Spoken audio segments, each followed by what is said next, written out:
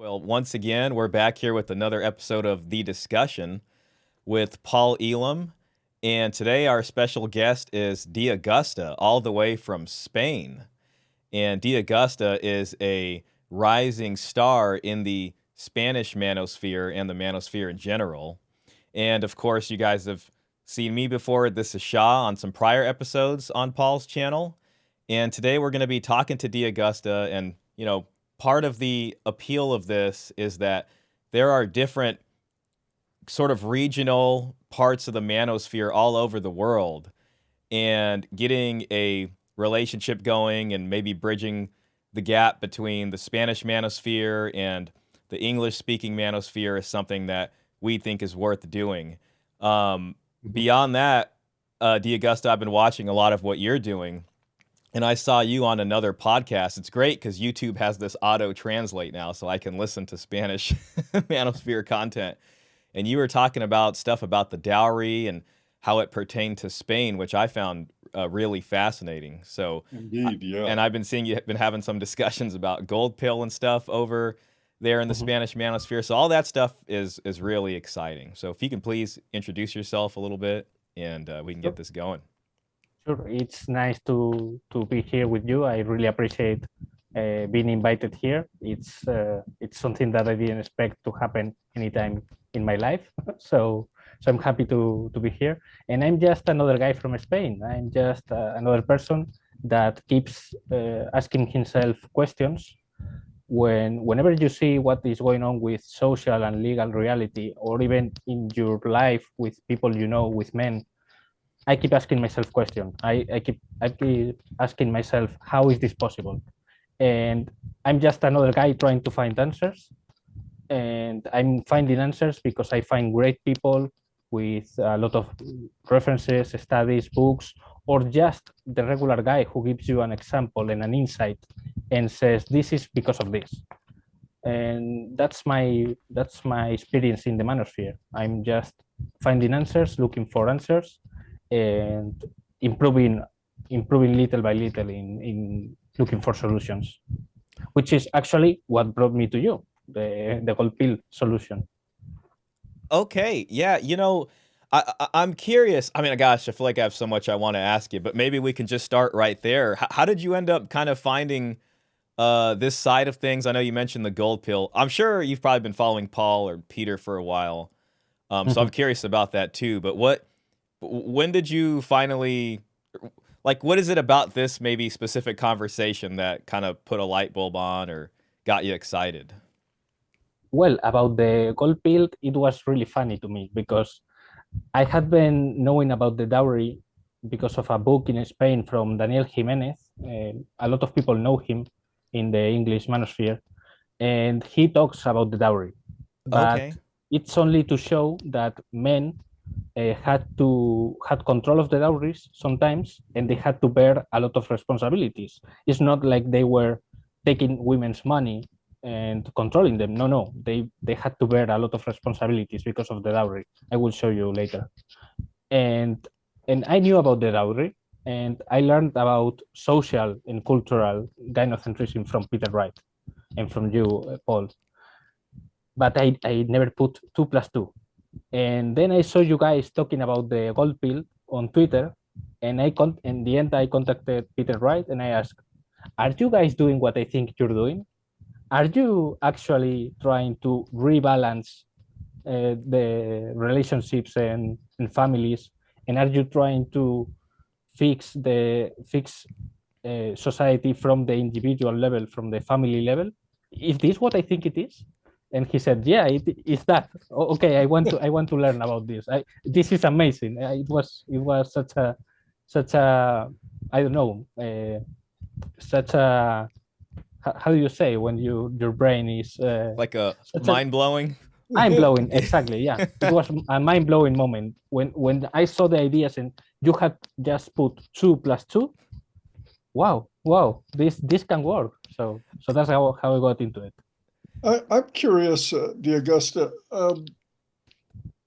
None of us get into this space quite by accident. I know, for instance, Shaw was for years exposed to the child support system and saw the corruption and the problems within that system, and that led him in that direction. I was in the mental health field where I saw the misandry expressed and the prejudice against men, and not to mention the personal experience of a divorce. I mean, I didn't end up here by accident either. Can we get an idea a little bit more? How did you end up in a joint like this? Yeah, Is I guess what I'm asking. How did yeah. that come to pass? Well, I've always, since I was a child, had an understanding of some social difference between men and women. Because when I was a child, 6 year old, I had an incident in a classroom where I saw the teacher screaming, "You don't hit girls! You don't hit girls!" And and later, when I was a little bit older, I thought, "But you don't hit boys anyway. You're not supposed to hit anyone. Why would you? Of course, don't hit girls, but why would you hit boys?" And that was in my mind for a long time. But later in life, much later in life, I was learning about communication. I was a kung fu teacher, and I was learning how to work with my students and with my boss and everything. So I learned about communication, and that led me with a friend towards pickup artists in Spain. So that's how I got into the Manosphere. I read a book on our personal uh, top guy in Spain, and it was so funny because I brought the book to my kung fu teacher, and he said, "Okay, this is cool, this could work, but do you know how he's manipulating you?" In the book. And that started everything.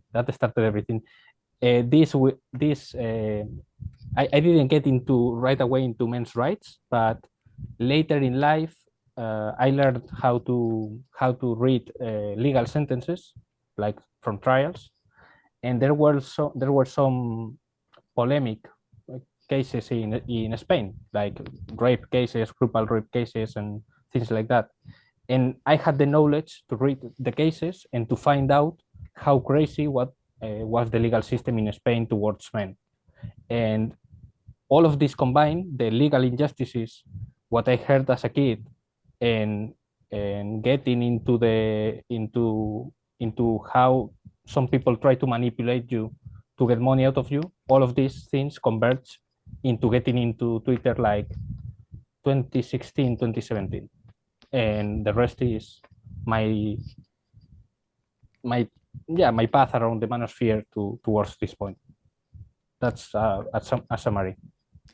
Sounds like you had a whole heap and helping of gynocentrism in a few different forms that kind of brought you over. And you know what you're describing, it's interesting because we don't often think of maybe Spanish pickup artists or Spanish pickup artist gurus and stuff, but I'd say maybe a lot of younger guys kind of that's sort of their earlier forays into the manosphere is seeing that kind of stuff. And it's interesting because pickup artistry is just dealing with this, you know, how do I get laid now, when it tends to kind of accommodate maybe the hypergamy or tell guys to, you know, monkey dance their way into this or whatever it happens to be. But when you start hitting men's rights and you start looking at the fundamental imbalances there, and, you know, instead of saying just accept these, I guess, and that this is how it's supposed to be or how it's always been, it's like, well, actually, no, you know, a lot of this is cultural, and, you know, that affects our legal systems and all these kinds of things, which is where things like the dowry is so fascinating to me. Yeah, so they were basically telling me in the book, they were basically telling me men have no intrinsic value, so you are supposed to get your value, and that's how you get women, and you measure your value by how many women are you getting. That's basically what they are telling you. It's a short-term solution for a short-term, not well thought problem that you have when you are young, and it's a recipe for disaster. It's a recipe for Yeah, disaster. but unfortunately, it makes a lot more sense at 20 than it does at 40. when you're young and full of hormones and sexually fixated on women, that kind of ideology is easy to embrace. And usually there's a number of consequences that come from embracing it too much, which we've talked about quite a bit. I'm also interested, I mean, one of the things that I love about what's happening with men these days is that there's no cultural barriers. There's something of a men's movement happening almost everywhere. And I had to observe that I'm being the really old fart in this group.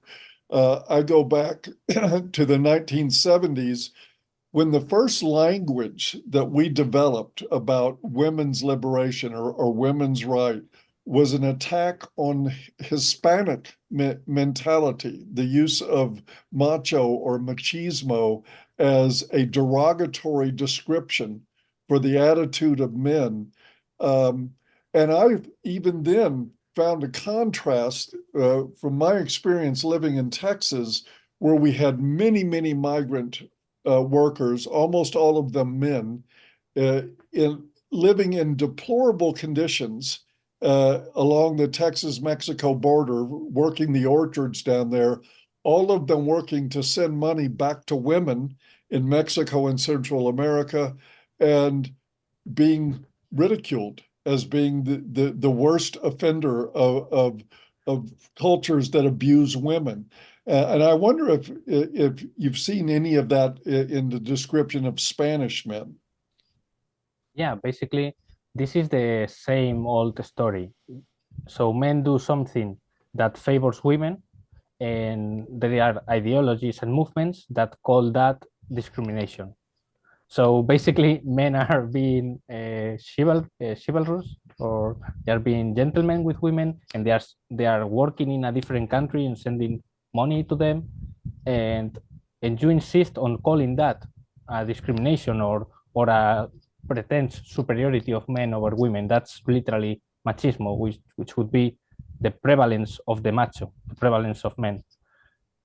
It's absolutely preposterous. And this word, machismo, is one of the core beliefs and foundations for feminism in Spain, which is they call everything is machismo, everything is the prevalence of men, and they have brainwashed society into calling everything now and today machismo, and everything in the past is machismo. And that gives them power because they are the movement that fights against that. So it's like the same idea with gynocentrism. You put something in the society and people develop it, and people start applying that idea to different areas. And now the having the air condition a bit lower in a public in your workplace is machismo, because yeah, because of course women want it a little, maybe 1 degree or 2 degrees over that, and men want it lower. And if you're putting it for men, it's machismo. You hate, but men are wearing suits and women are wearing skirts, so maybe they should start wearing pants. It's that simple. Yeah, You so would think everything that is would be a machismo. natural conclusion for them, just wear pants. Yeah, yeah, yeah. Because men are kind of obligated to wear suits, but you're not obligated to wear that skirt. So why don't you change instead of calling this a machismo, which they relate then to the patriarchy? That's how they do it in Spain. Yeah, it's interesting. The first thing that reminds me of, Paul, you're giving me memories from my childhood. I remember how they'd use the word macho, like you're doing too much or something, and it sounds like that kind of morphed over into what they call toxic masculinity. So, sort of being used the same way as you mentioned there, D'Agosta, of machismo, or oh, it's machismo. It's this overly, toxic masculine, as they want to call it, quality that they need to fight back against, and it's been oppressing everybody. Yeah, I think they figured out that machismo is racist. And so we need a more generic term like toxic masculinity that doesn't point to any given culture. This is them being sensitive. That makes sense. That's Um, very interesting. Yeah, I never heard about that, but that's why it stopped being used. Very cool. Yeah.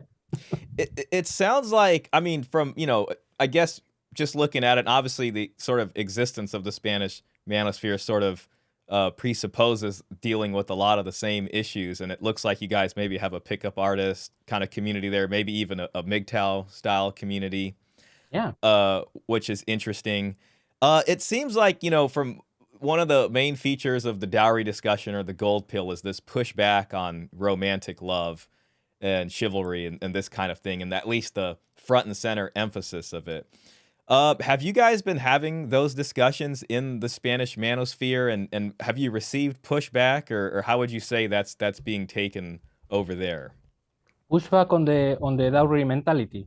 Yes, that, and then also maybe pushing against like devaluing romantic love and saying, you know, maybe this isn't the About romantic love, of course, and this is really interesting, because the reason for a lot of my friends that are men's rights activists, or they are very well versed in these issues, it's very interesting. Look, romantic love has been attacked by feminists here, by radical feminists. All feminists are radical, but that's a different conversation. And they have been attacking and trying to deconstruct, as they say, romantic love. So because feminists were attacking romantic love, what would men's rights activists in Spain would say? We need to preserve this. This is a good thing that we have to preserve. So when now I am just questioning romantic love, they told some friends told me that's bullshit. You shouldn't go against romantic love. Romantic love is good, and it's about family. And I was like, are you sure this is about family? let's get into because I've read a lot about this, and I have questions about romantic love being about family. So that was really, really interesting to see how it's so deep into culture, but now it's been secured by the attacks of feminists. And I wonder what else are feminists attacking that we are defending just because they are attacking it. Yeah, I didn't expect to hear that. That's a very unique, I guess, problem to deal with. So it's like most of the people that are pushing back on you for questioning romantic love happen to be within, you know, your own there of the Spanish manosphere side, and they see it as a good. I do wonder what the feminist reasons there are for pushing back on it, and you know, maybe what they're saying is bad about it. That would be interesting to hear. And it's interesting too, because I remember one of the big things you mentioned in that other podcast was that Spain had, you know, officially abolished its dowry laws in, I think, 1981 is what you said, which is relatively recently. I think Greece was 83, France I think was 65. But it's interesting because it seems like it would have been up until relatively recently. They're still practicing, you know, some form of that. So you would think it still would be in at least your grandparents' memory to some extent, or something a lot of the culture is still somewhat familiar with to some extent. Yeah, you want me to answer, or you want Yes, to please, say something, Paul? please. Yeah. So people in the cities, most people you ask them, do you know what is the dote? What is the dowry? And young people over 30, maybe 60, they will know about it, or very educated people will know about it. My brother knew about it, but people from the villages and the rural areas, they still know about the dowry. That's very interesting. That's very interesting. And yeah, there is some pushback when you talk about it. The reason that feminists attack romantic love is because it sets a standard for women, and whatever is a standard for women, they don't want it, even if it's moral superiority.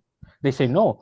Saying that women are morally superior, that's hurtful for women. No, I mean, people are praising you. Are you crazy? Praising you is not discriminating against you. So, but that's how they attack it. And with dowries, yeah, mostly even young people from villages tell you about it, but it's out of the minds of most people. And it's really funny to ask people about it, and they say, no, I never heard about this. And you tell them what it is, and they are, really, this existed, this has happened in history. That's the beginning of the gold pilling right there. It's like, yep.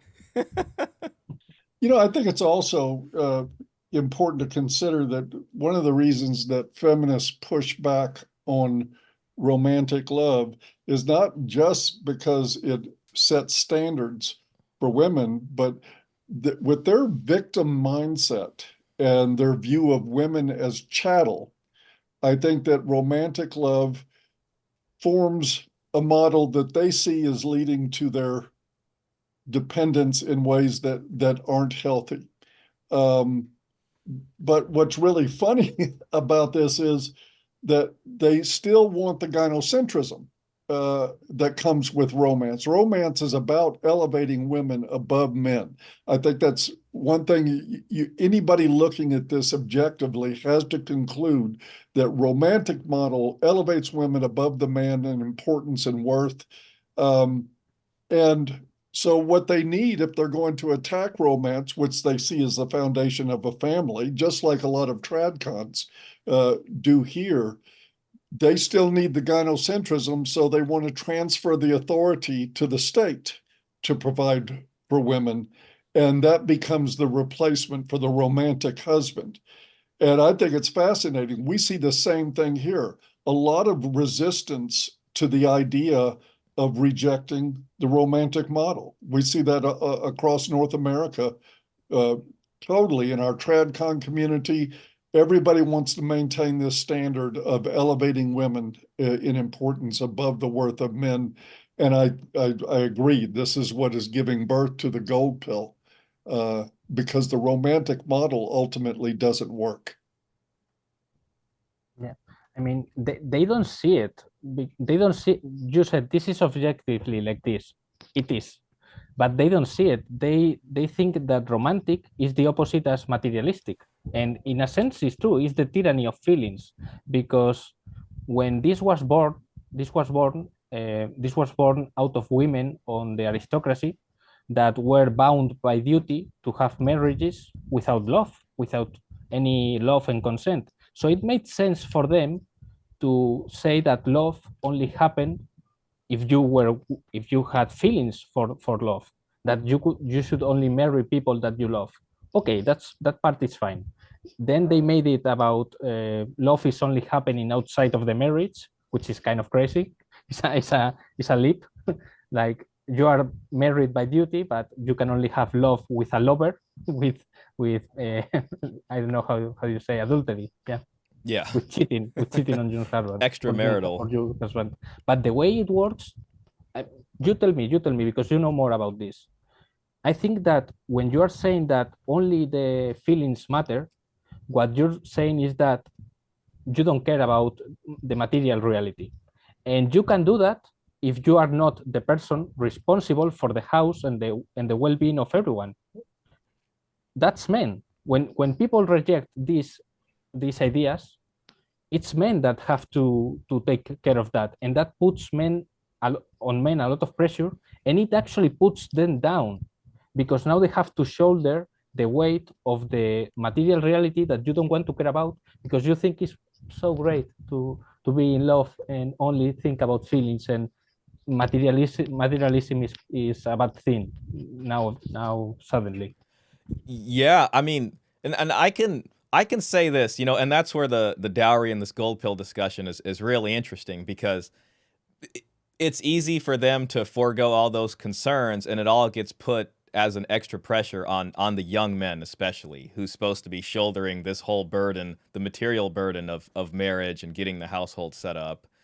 And all she really has to do is show up, frankly.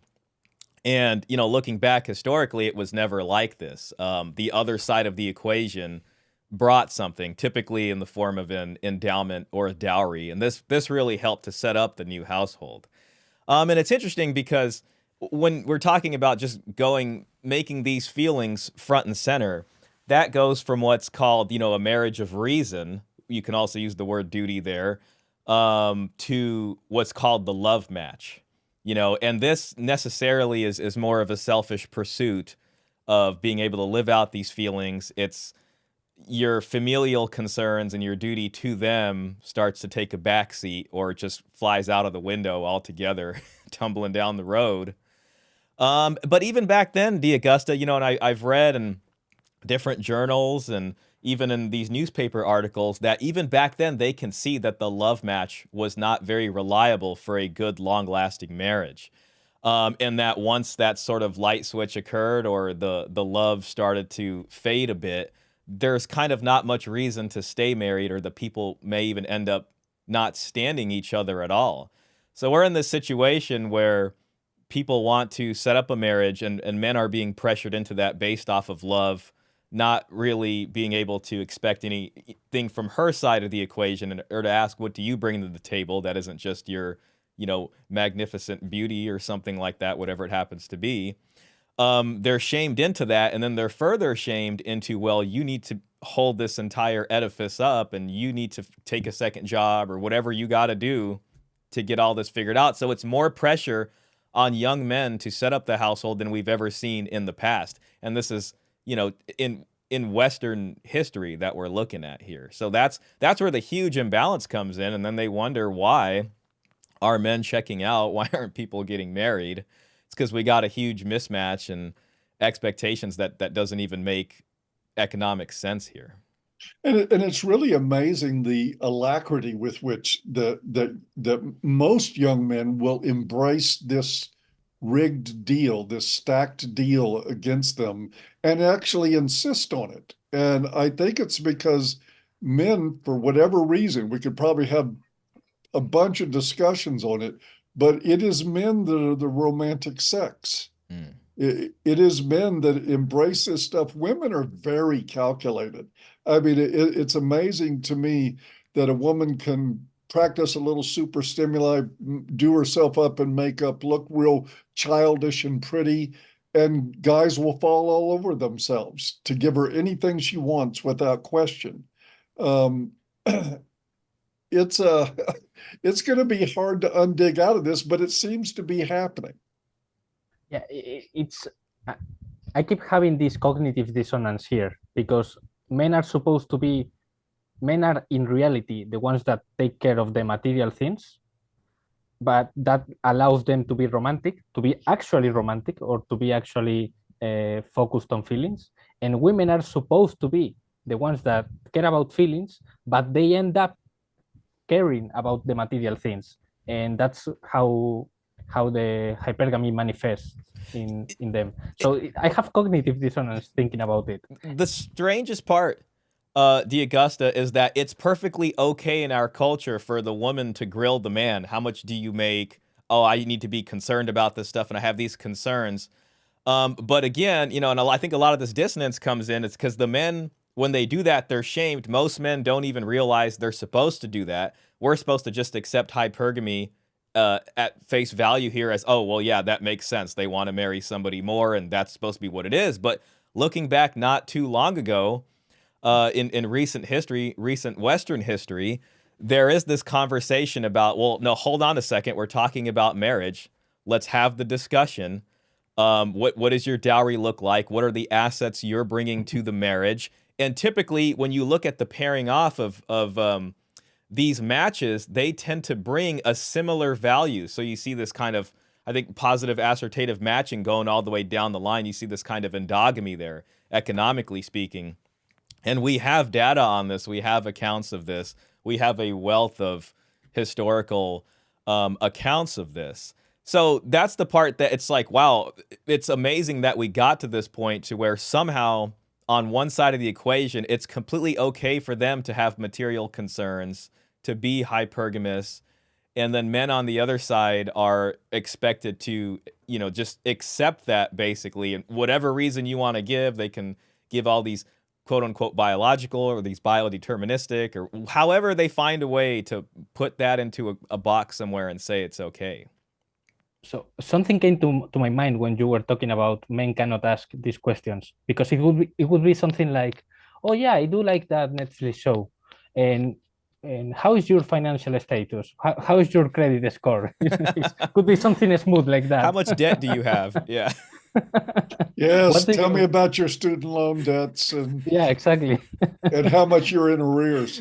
Yeah. I was having fun practicing this. I've never been in so many spaces than after knowing about the gold pill, because now I want to have conversations with people that are not very well versed in men's issues and how they see it. And I had a guy, a really nice guy, and actually his wife came on the mic also. And he said that he wanted to pay on first dates because he wanted to brag. I wanted to brag, the Augusta. I wanted to brag, and I like to brag when I have a first date. And I want to pay because of that, and because I'm generous, and because men are supposed to provide. And that was the end of the conversation. By the end of the conversation, he thought, but maybe it's a better strategy if I don't pay upfront and I see what she does when the check is coming, and I get more information about what she's doing. He's married now; it doesn't matter to him, but he thought it was a better strategy. It made sense to him to actually observe or to avoid this bragging because he noticed it was more about his ego than anything else. This bragging with pain, and that it didn't make sense from the point of view of getting to know someone.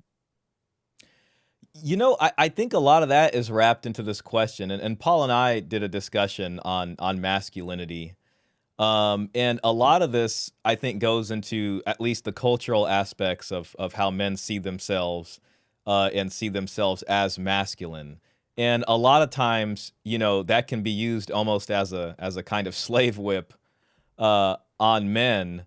And so I think sort of wrapped up in this conversation is how do we view masculinity, or at least what has it been sold to us as, and which parts, you know, maybe need to be questioned a little bit, because when you say his ego was wrapped up in that, that's kind of the first thing I think about is, you know, will I be seen as less of a man or not as a man if I go about it in this way or have certain expectations of her, especially in today's world where, you know, the sort of feminine ideal seems to have been systematically deconstructed to leave us with whatever we're left to deal with on the other side of that equation there.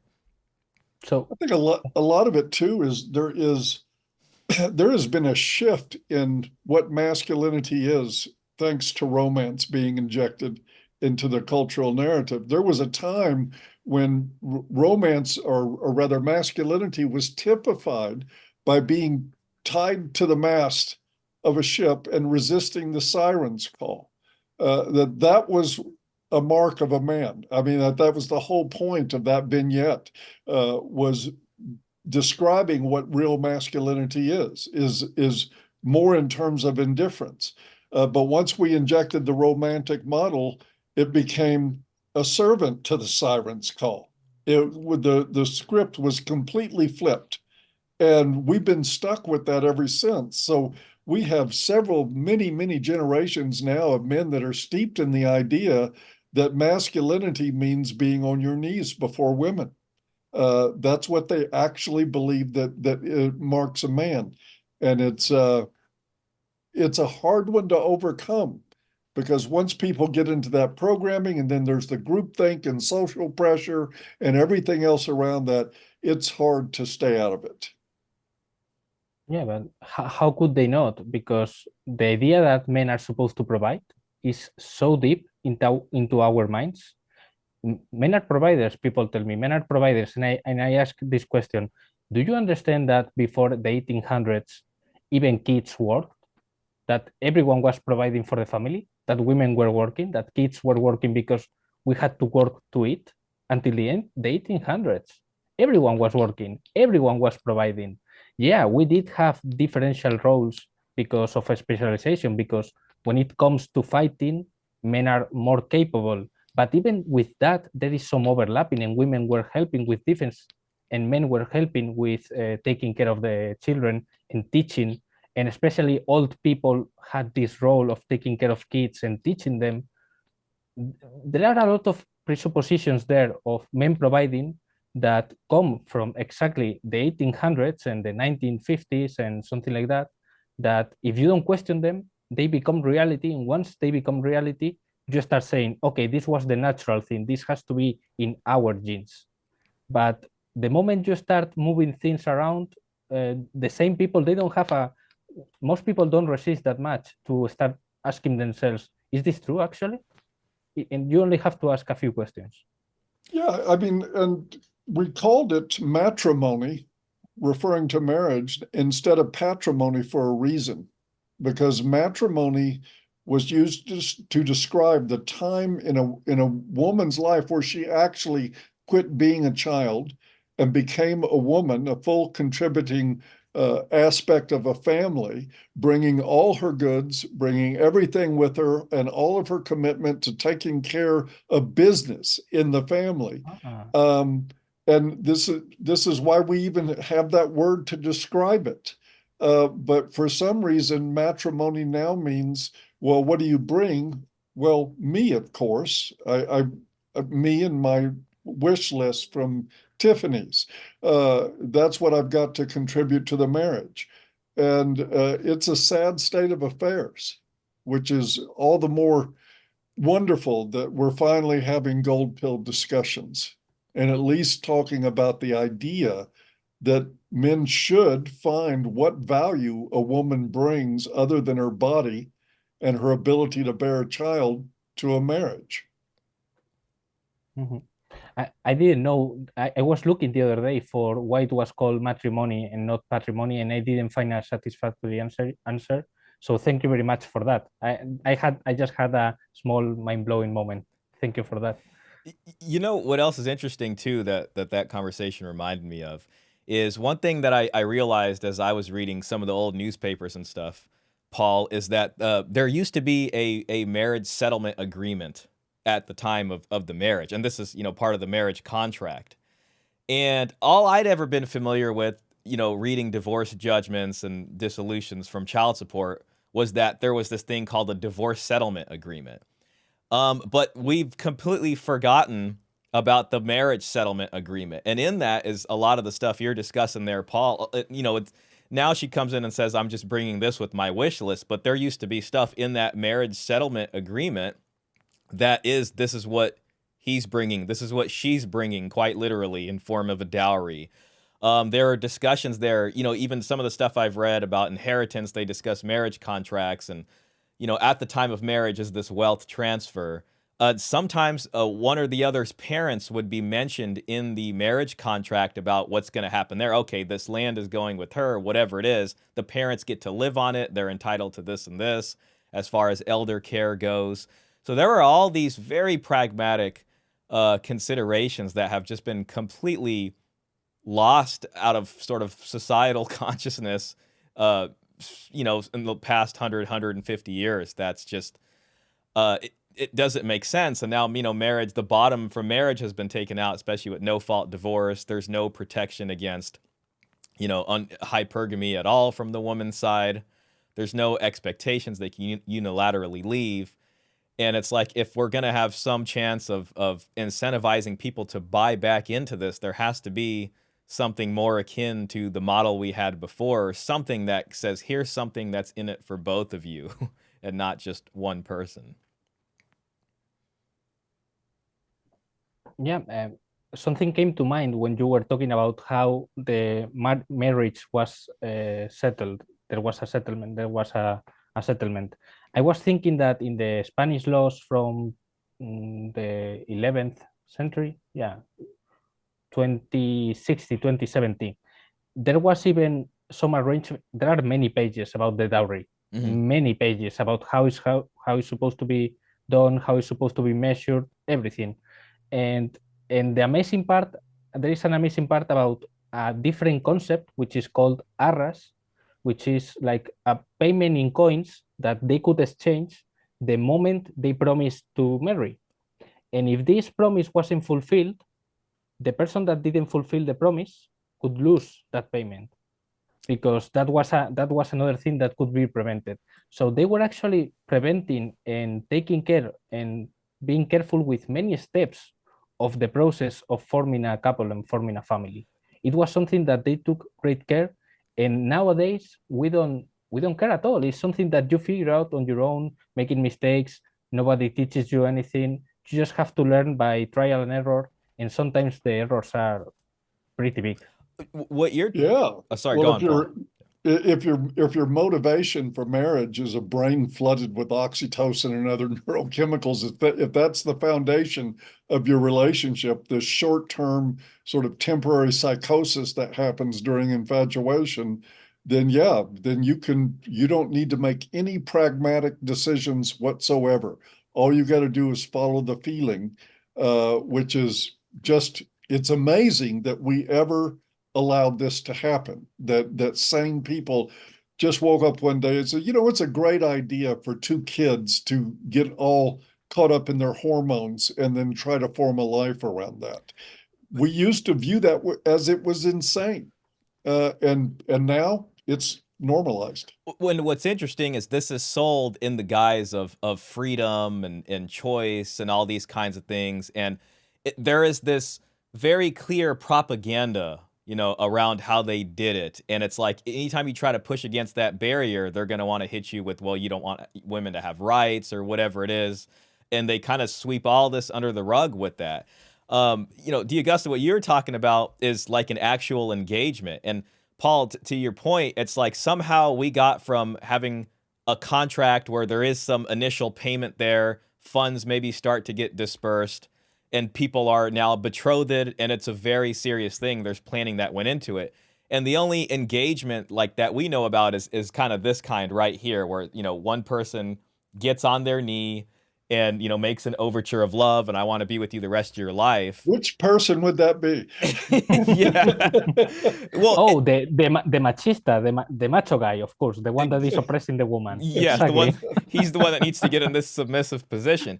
And what's interesting too is that if they broke one of these agreements, they can very well be taken to court, because you've got in there with negotiations, you've made a promise that you're going to do something, payments have started to be rendered, whatever it happens to be, and if you break that, that was a very serious thing, and so it's just, to your point, Paul, it's just amazing how far we've gotten away from these considerations. And, the biggest thing to me is that so much of this was a concern on the front end of the deal. And what I think a lot of Manosphere complaints and some of the worst stuff is the back end damage that happens. Nobody wants to think about the money. It's, a life on finance or whatever. But when the divorce happens, that's when the real, payment comes in, and it's not what the guy expected. You're like, I didn't agree to this. And you're just like, well, too bad. This is what family law looks like in your area. And that's where it hurts the most. But, we had a built-in system that looked at this stuff on the front end and made decisions about what that was going to look like. And so much of that was in these old marital contracts, so marital contracts tell a whole story on their own. Yes, and when they were broken, there was not only financial consequences, it was scandalous in most ways. If you reneged on that agreement in any way, your reputation for the whole family would be tarnished. Yeah, very true. Very true. Yeah, it's social pressure, because you were talking about how we let kids do whatever they want. Kids, I'm a kid. I'm 32-year old. Okay, so I'm just a kid. But how we let young people to do whatever they want, and we don't help them, and we don't do it and it's crazy. But the most sinister thing, that we appeal to respect. We appeal to don't mess in their relationship. Don't try to get into their intimacy. This is actually something that they should take care. And it's very sinister, because what we are doing, it's actually a consequence of individualism, I think, and the construction of intimacy. During the 1800s, we left villages, and we started going into cities, and houses were getting separated, and we were getting more intimacy. We were getting separated physically from our families and into smaller houses and flats. Mm-hmm. And that creates intimacy. That is also the reason why intimate partner abuse has risen, apparently, according to some researchers. That is the reason that we have more intimacy, so we can have more abuse in the intimacy. But basically, what we are saying is that the group doesn't matter what the social pressure could put on you if you break your promise, if you defile someone, if you break your agreements, that doesn't matter anymore because it's all in the private sphere. So you are supposed to keep your contracts and to respect other people, but this is something that you have to do. Society won't tell you anything because it's not okay for society to tell you what to do. It's not okay for the group and their wisdom to help you. It's absolutely crazy. Yeah, and not, they'll frame that as an infringement of freedom. And what you're discussing there is the urbanization that a lot of countries went through, the modernization. So it becomes more urban. You see apartment complexes going up. Suddenly, a young couple can afford a flat relatively easily. So it's like, hey, mom and dad, what you want for us, we can do it on our own.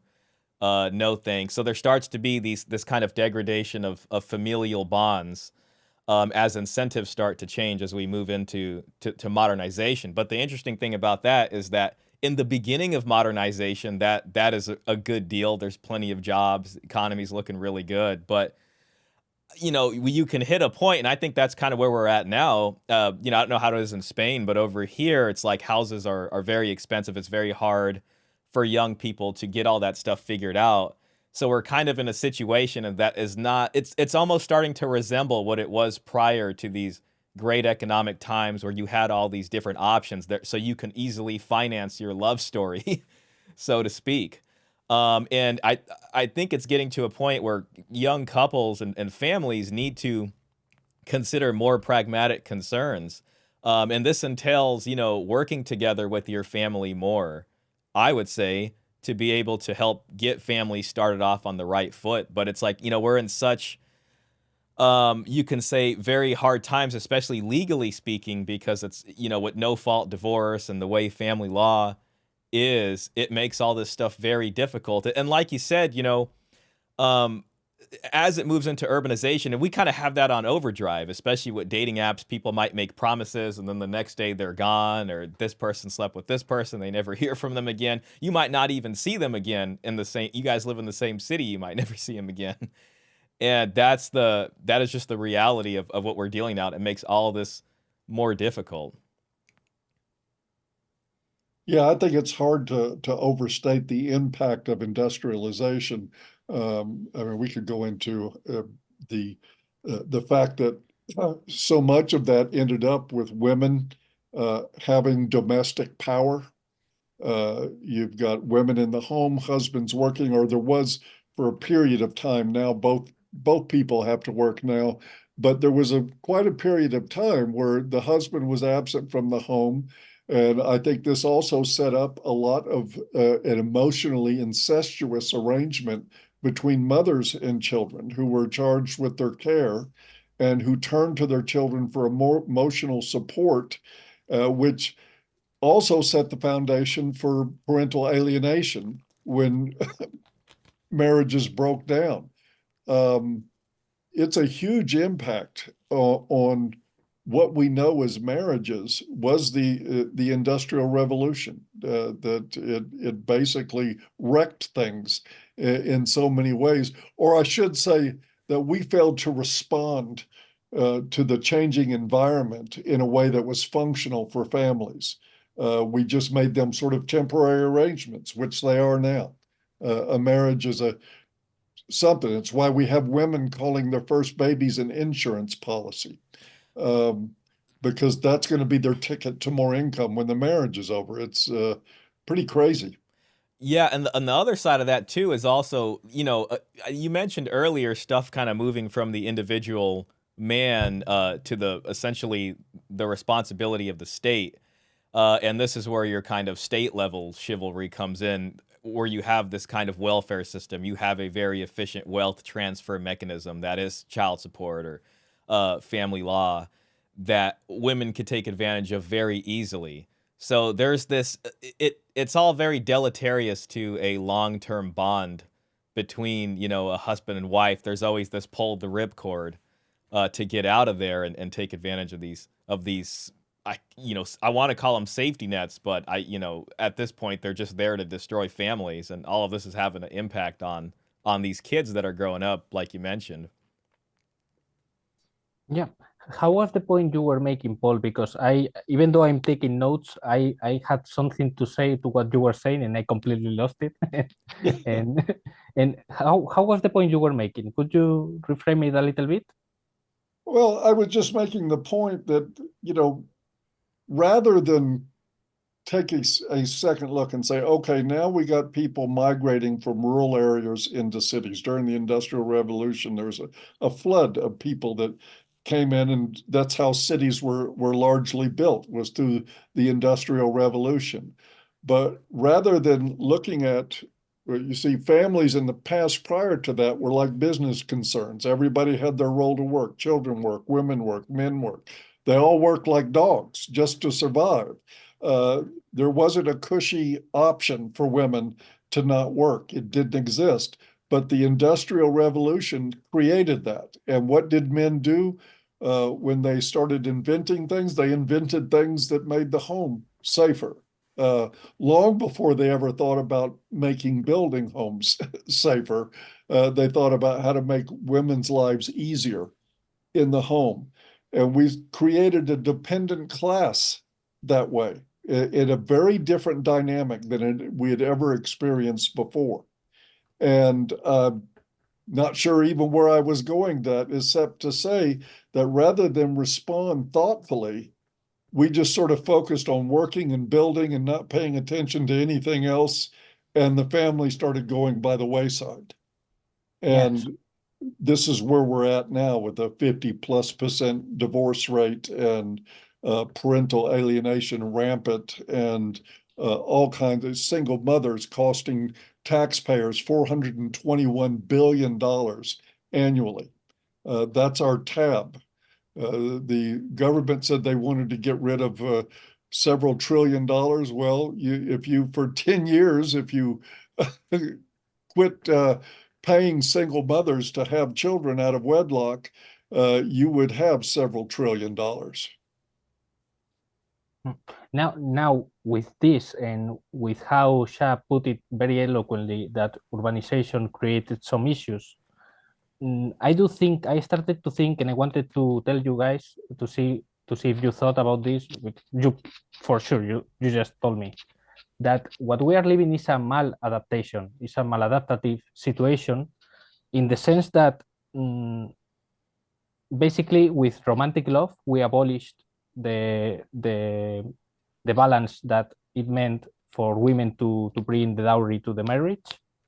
And once we did that, the dowry disappeared, but it actually went in the form of social expectations into men. Like, now you are supposed to be the provider, and you have to be extra provider because now I don't care about what I bring to the table. I am the table, right? So this situation, it also happened in many levels, and we are not adapting to it. And I think that culture would be healing by now, but we got politics into it. We got movements like politic movements like feminism that are keeping the culture down. We are keeping society from healing, from finding balance again. And I think we could have healed by now, because this process of gynocentrism took 900 years. There was a crystallization in feminism in the 1800s, but we could have healed by now. And I think that what your guys are pushing with the gold pill and this understanding and these conversations is basically to let people understand and to let culture balance again, because it's just a sickness. It's absolutely a sickness. And I had a more eloquent way to put it, but I completely phased out of it. I'll Made try. perfect sense to me. Yeah, I can say, what you're describing, and it's like, I think we have these certain myths or stories, that cultural stories that we tell ourselves, cultural narratives. And the thing I kept noticing is, going off Gold Pill and the dowry, anthropology and history here, it helped me to kind of see through some of those stories that we tell ourselves in a cultural sense. And that was the important thing. Like, and especially, Paul, what tradcons, traditional conservatives, they sell you this idea of what marriage is or always has been, and grandfather's grandfather, and they're just talking about the 1950s. you know. Yeah. Then when you look at it, you're like, oh, wait a minute, this is what it was like. And then this gives you a new perspective on the whole thing, so that you can kind of see past a little bit of the propaganda, essentially, or this sort of mythos that they want everybody to live by. And I think those stories and those myths kind of keep everybody stuck in this sort of maladaptive area, or at least not wanting to remove themselves out of it, or find the way out. So, going after those, that mythos and those narratives is an important thing, because it at least helps dislodge the grip that those stories have on people's minds, so that they can then start to at least see or think, okay, so there's something that's not right here, and there's a direction maybe we can go, where we can kind of see how to go about correcting the maladaptation. And it's a big challenge because, I mean, I think that the number one obstacle that we have right now is men and their unwillingness to have any expectations on women whatsoever other than beauty. Uh, I mean, we got to call the guys out on this.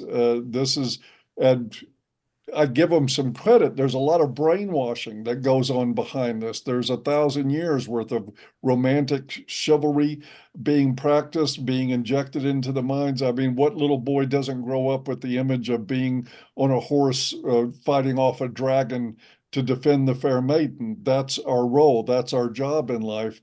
Unfortunately, the romantic ethos doesn't let us look past that model at all, at any nuance whatsoever.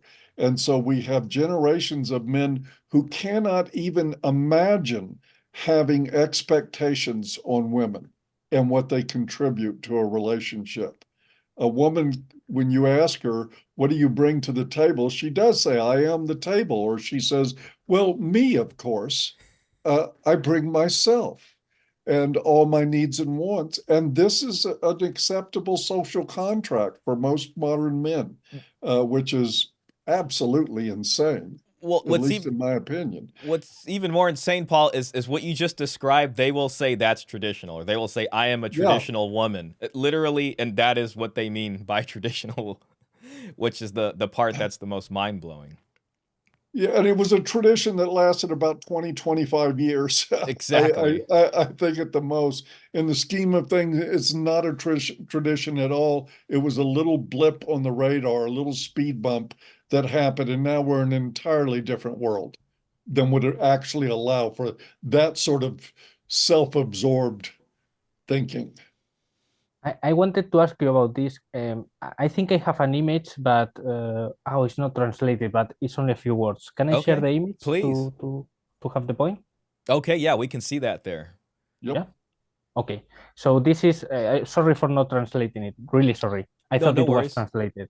It's the ecological model, and it's society over on the left, that it involves everything else.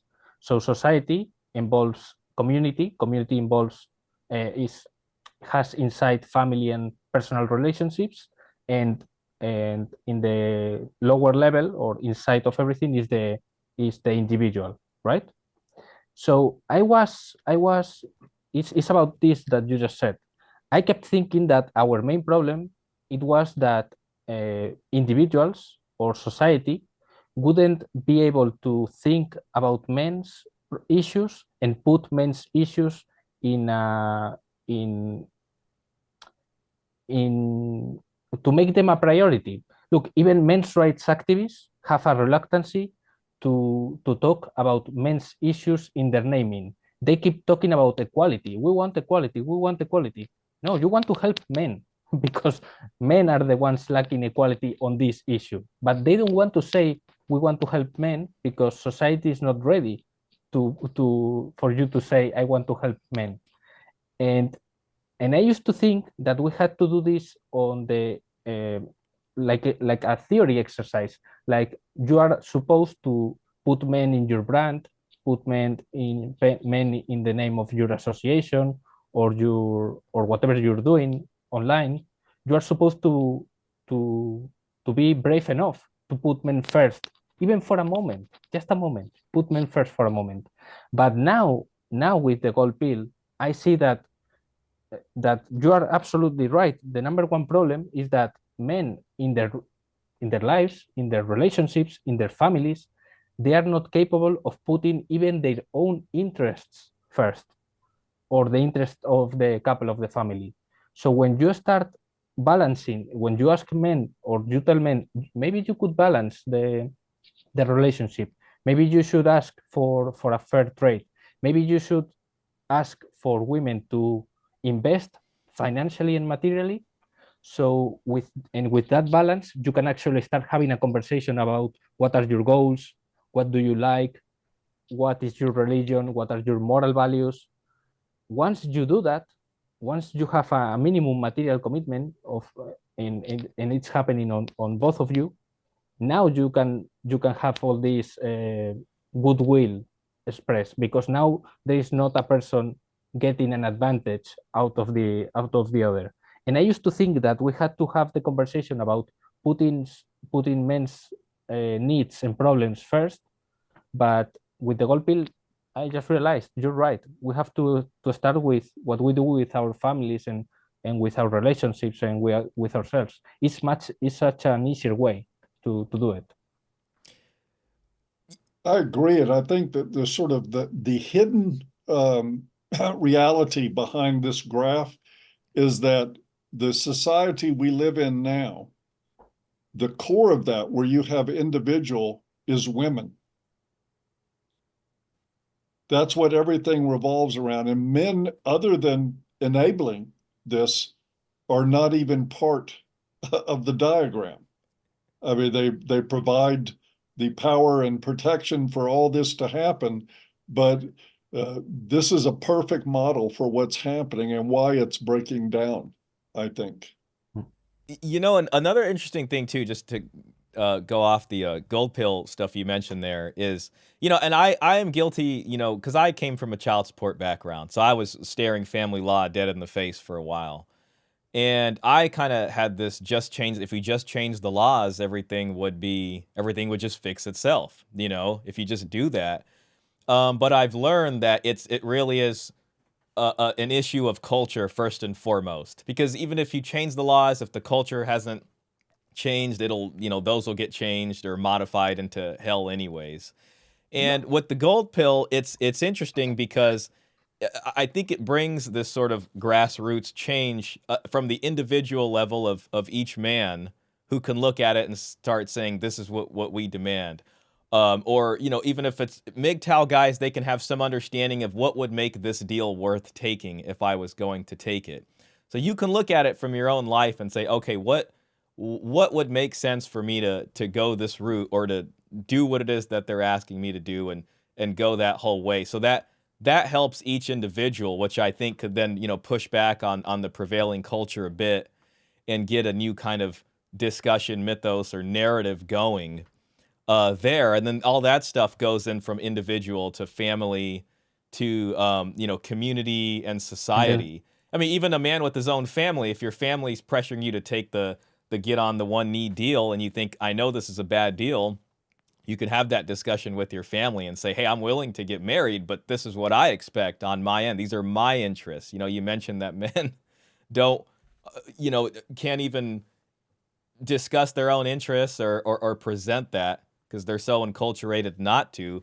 And then from there, that pushes back on one thing, and until it creates a kind of collective pushback on this overall cultural narrative we have that has essentially gaslit men into constantly taking pressure.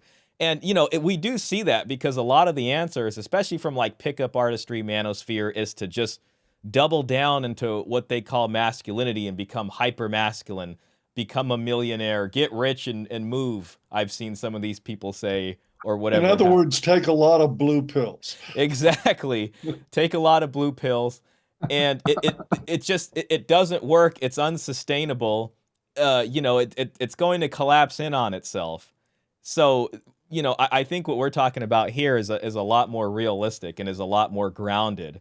And that was the biggest thing for me, especially when it comes to dowry and gold pill, is my thing was to ground this within, you know, our own Western cultural framework, in a way that people can understand it here. And that's why I focus so much on history and literature that's going back from England, Italy, Germany, all the way back to ancient Athens, we got stuff on the dowry. And you've done a great job of showing, what's there in the Spanish legal codes. I'm loving seeing all that, by the way. I love that stuff. Yeah. Yeah, it's amazing.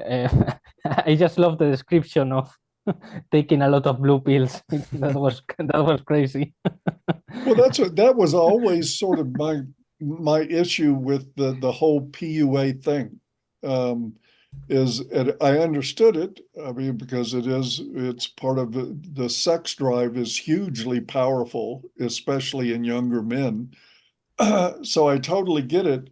But rather than take our understanding of things like hypergamy and gynocentrism and female innate female behaviors, we took all that understanding and said, let's use it to dig ourselves a deeper hole, which is what I think the PUA community did.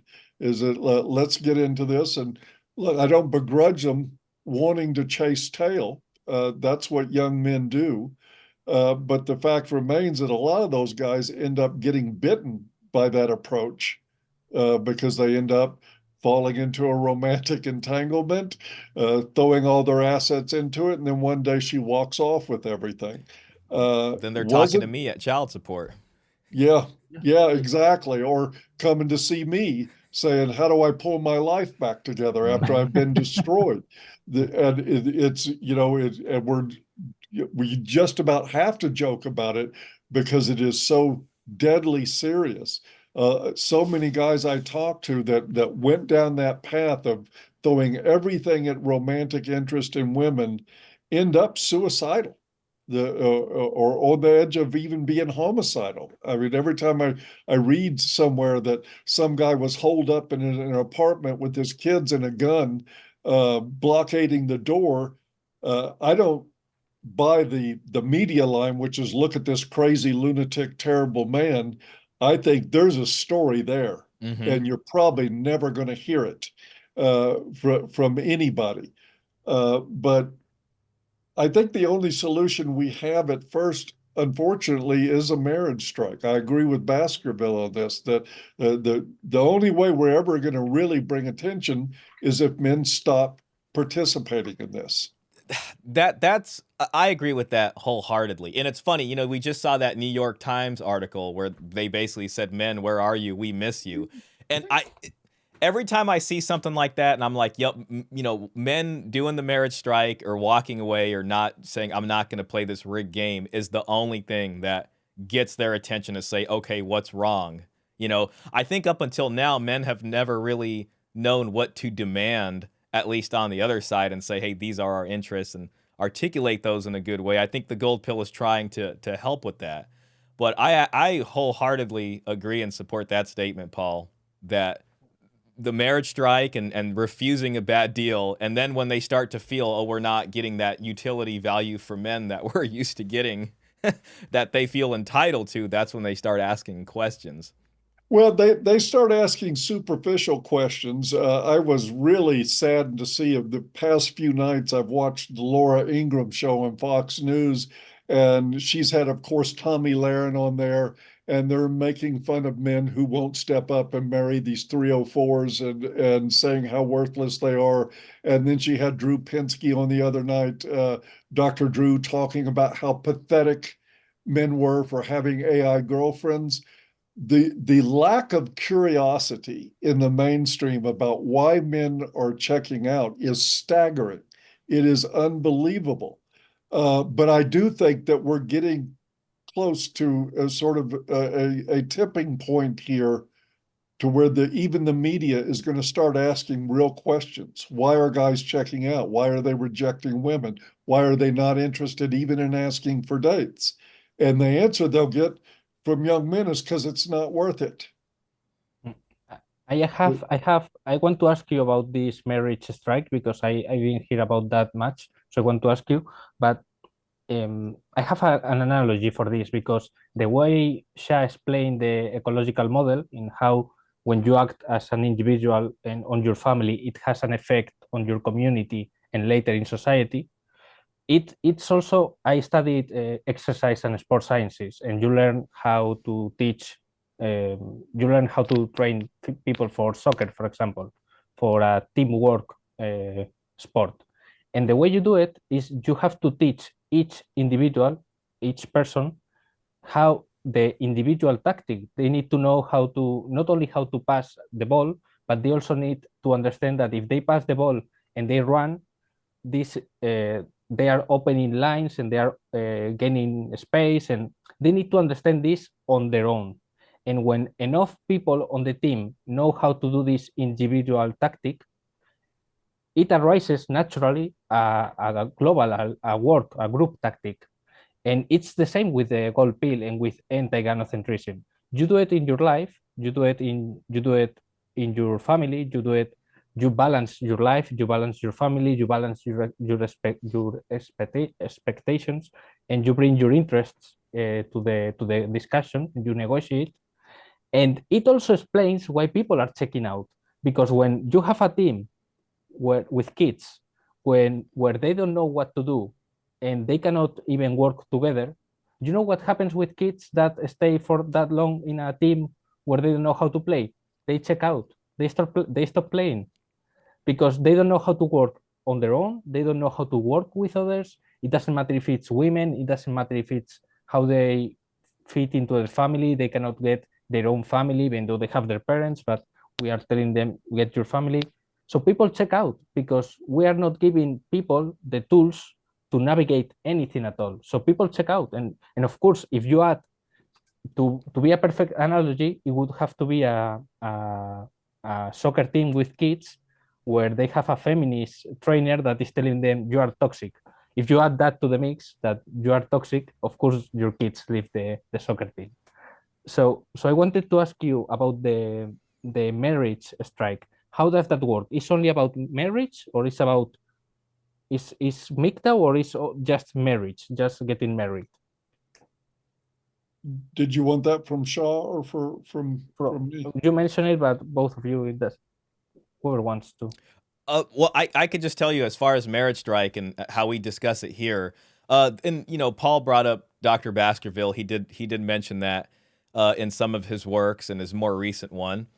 But essentially, it's men looking at marriage as this raw deal, because a lot of the conversation, especially with us over here, are guys who went through divorce and all these kinds of things, child support, just all these nightmare cases, and there's been enough of that collectively where men are saying, hey, this just isn't working. And especially when you see, women a lot of the times are the ones unilaterally leaving a marriage or breaking a marriage. And there's been enough guys comparing notes to say, hey, I tried to bend over backwards. I did all the chore play. We did all the date nights. I put the kids to sleep and everything. And it still wasn't working. There's been enough patterns recognized to where men are collectively saying marriage is a bad deal. And marriage has been so neutered, and what men used to get out of it has been essentially taken away from our legal codes and legal schema, because a lot of these things you can get outside of marriage, frankly. Men have decided to forego that. And that's just on the back end. On the front end is also the travails of dating and getting it to the point of marriage. But men have pretty much seen that they are just wildly overpaying for this. It's a bad deal for them. And they've seen it happen to their fathers, their uncles, their brothers, and people in their lives, to where enough men, even of the younger generation, have decided to forego taking the marriage deal. And so that we call the marriage strike, basically. And, we look at that as a way of protest, essentially, and to kind of say, hey, something is wrong, and to get them to at least maybe look at it and say, to bring reform on the table or try to get a new kind of deal forged out of this. I Yeah. think So it's also important to know that, younger men are starting to figure out that under the current social contract, there is literally nothing that women bring to the table in a marriage that men can't buy for 10% of their net income. There's no service, no nothing that men can't easily acquire. There's housekeeping services and cooking or whatever, prepackaged food. What women the little expectations that we have on them don't really amount to a hill of beans in the long term.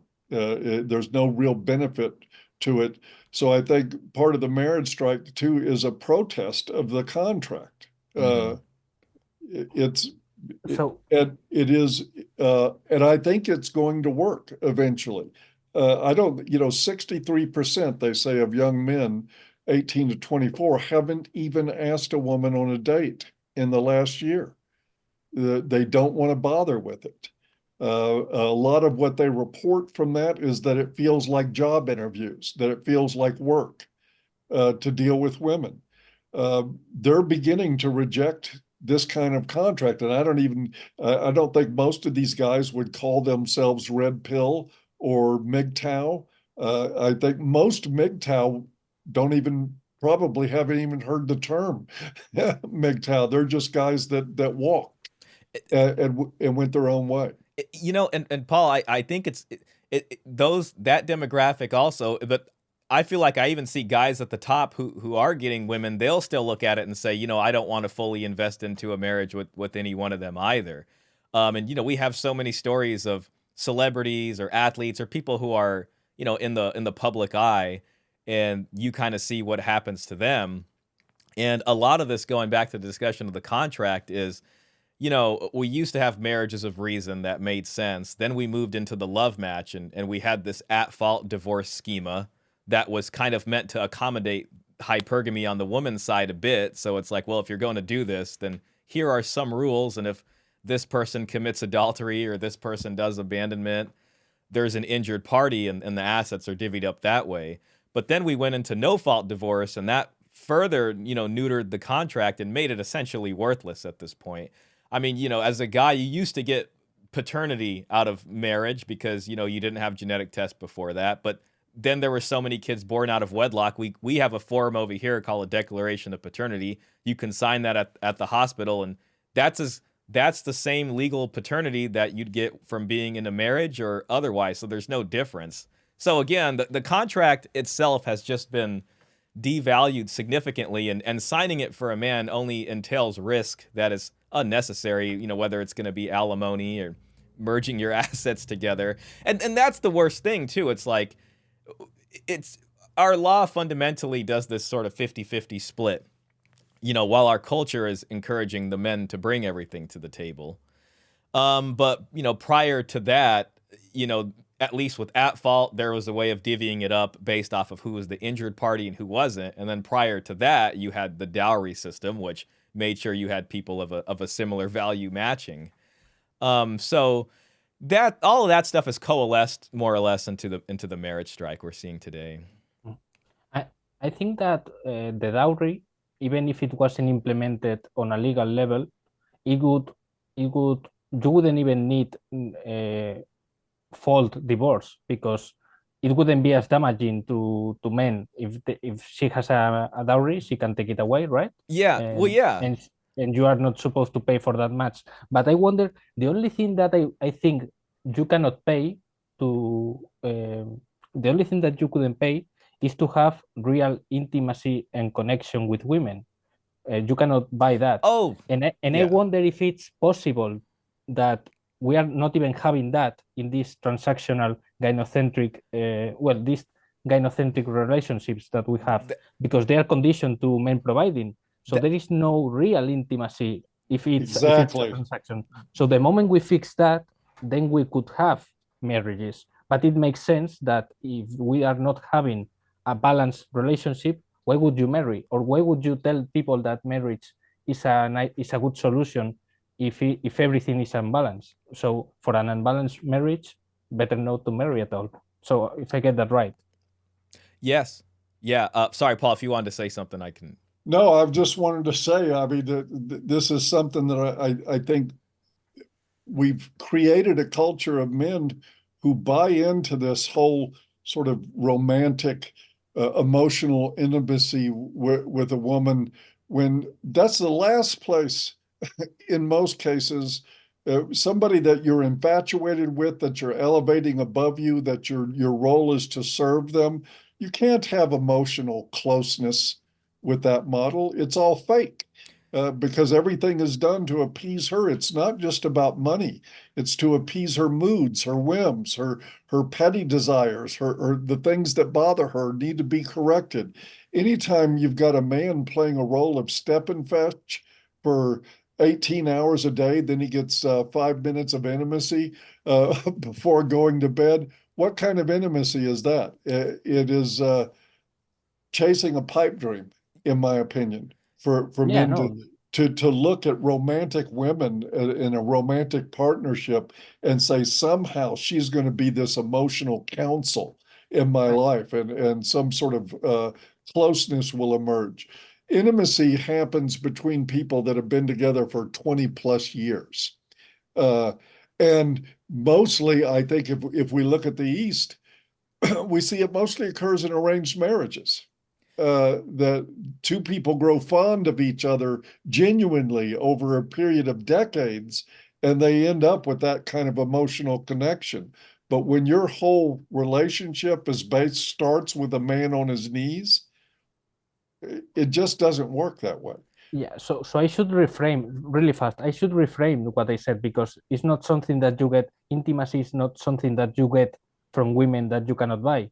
It could be something that you could build with women if you put the boundaries, if you help, if you demand that. It's something that you could build. It's not something that you get and you cannot pay for. Okay, Yeah, so I I will mean, change that in the future. the Agreed. word that sorry, the word that came to my mind is, and I think it speaks to what Paul is saying, is that there's got to be this mutual respect. The dowry situation puts the mutual respect there because both people are equally invested into it. If it starts off with one person high up here and one person down here, it's not really a mutual respect. At least that's how I see it. It's not a mutual respect in that way. So, and then it's also backwards. They're banking on the intimacy to be created prior to the marriage, or this, fall in love stuff, and then it tends to go away. And I think even a lot of mainstream relationship advice is trying to tell people how to keep a marriage together when the love goes away and they're stuck in a Well, dead that's why bedroom. they have date nights. It's sort of like the romance has gone. You're in a rut. You're in a routine. So let's try to recapture the magic of the beginning by having a date night once a week. It's Yeah, absolutely and silly. that was what that was is this chasing the dragon, holding on to the dragon's tail, just throwing to caution to the wind, irrational feelings that you could maladaptive, as you said earlier, that completely taboo stuff that you can go in. That's the thrill of the romantic love, and it's not based on this mutual respect for each other and duty, and you guys both coming in and coming in there to do what you got to do, on this project. So the intimacy that they're selling is this something that I would consider as, like a sweet sugar or something, but not like a whole balanced nutritious meal. It's really funny because it's saying like our marriage is not working very well, so let's pretend that we don't know each other. Yeah. It's pretty crazy. And they actually might be onto something with that. So, uh, can I show you a few things that I had prepared? Yeah, Because please. I have things about the dowry, things Okay. about romantic love, but I have a question that I would love to ask you guys. That that I, if we don't have time, we should. I really want to We're make that about an question. hour and 30. So I mean, I know Paul, you said you had 2 hours. So I think we can go for another half hour or so. Yeah. Yeah, So yeah, I wanted to share with you. Maybe let's do this. Yeah. Is this big enough? Like this? Yep. yeah. Yeah, perfect. So this is an account that shares Latin and Greek and Spanish proverbs, right? Okay. And you can read here. It's about goods in the marriage and corpora, and it says on the top, corpora communia sed non pecunia, which is uh, putting bodies together but not money. And Okay. it's talking about keeping it separated in some sense, because it would be good. But down there on the three last lines, it says, on the house where there is no flower, everything goes sour, something like that. And marriage without patrimony, I'm giving it to the devil, which is matrimonio sin patrimonio, doilo al demonio. So if you have matrimony without patrimony, it's going down. And without bread, the last one, without bread, married people, in 3 days they will be fighting. Yeah, that one right there, I've seen a lot, kind of written in different places. And that's basically saying, no practical concerns. They're going to hit reality real quick and be fighting with each other. Yeah, and these are very old. These are very old proverbs from Wow. old Spanish. These are very, very, very old. And they knew that without a dowry, without a financial commitment from both of them, this was going down. They knew all along. So we should have to start. I mean, all the knowledge is right there. So do you want me to show you about the dowry in the 12? Yeah, please. Yeah, Yeah, bring it and on. I'll just say to that while you bring that up, I saw a lot of similar stuff written in newspapers where as they're seeing the love match take over, they're essentially saying what you just showed us right there and saying, listen, it's going to lead to happy marriages if you endow the daughter with something. And it's funny. It's almost exactly the same as what you just showed us. And you can look at there's an abundance of research on this from marriage and family arena, that the number one thing people fight about in marriages is finances. Yeah, there you go, right there. And then when the It divorce is happens, the the number one source thing they're concerned about is more money. is more money. Yes, absolutely. But don't worry, all you need is love. Exactly. so much troubles from that kind of ideas. So basically, I want to show you what I was. This is what I was. I will show you the translation right away. Sorry, Okay. but this is basically what I was talking about the dowry. I think I have tweets in 2021 talking about this. So I knew about the dowry. So why didn't I ever think about bringing the dowry back? This is why it was so mind blowing when you put 2 + 2, because I was talking about this, and basically this is the old text. This is all. This is as it was written in the 1260, 1270. Okay. And not this one. So so this is the translation, and it's how many things the husband must do to be able to gain the fruits of his wife's dowry. There are 3 things necessary for the husband, and it is absolutely required that he has them in order to gain the fruits of the dowry his wife gave him. The marriage has to be consummated. Well, he has to be in possession of the dowry, and he has to bear the responsibilities of the marriage. This is the important one. He has to govern himself. He has to take care of his wife, his children, and any of the household he may have. It's the needs of the people that live with him. So he has to take care of grandparents, of grandchildren. He's responsible to give the dowry to his grandchildren, women, sorry, granddaughters. So I was talking about this because people think and usually say that women were treated as objects, and this shows you that the only reason for men to have financial control of what she brought to the table, it was that he was supposed to serve her and the whole family. That men's power and control of assets was completely checked and balanced with huge responsibilities. So this is very interesting because people think that in this age, this is the Middle Ages in Spain, the late Middle Ages, the Middle Ages in Spain, and this completely contradicts. But it's not only this part. If you go, not here, yeah. If you go a little bit further on the law, these are the reasons. Again, original text, but let's go to the translation. These are the reasons for when you can take the assets from one person and put them into the possession of another person. And the fourth reason is that when the husband of a woman is of bad character and squanderer of his goods, dilapidating goods, to the extent that he begins to fall into poverty, then his wife might rightly ask the judge that her dowry and the goods belonging to her be taken from the husband's control and given to her or placed in the hands of a trustee who will guard them from them for her.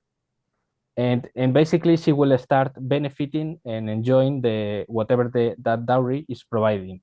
So there were a lot of safeguards for this dowry. If the husband was in control of it and was using it wrong, was doing it back, was doing wrong things with it, and it was losing money, they could take back. And this is mind blowing. These women are supposed to have no human rights and to not be considered people. How is this possible? You see the amount of power. Yeah, this is the women's property rights. You know, because what the dowry is it's her inheritance, you know, and it's her property. That's really what it is. The husband has usufruct over that, basically, but it's not a complete I can go gamble this at the tavern later.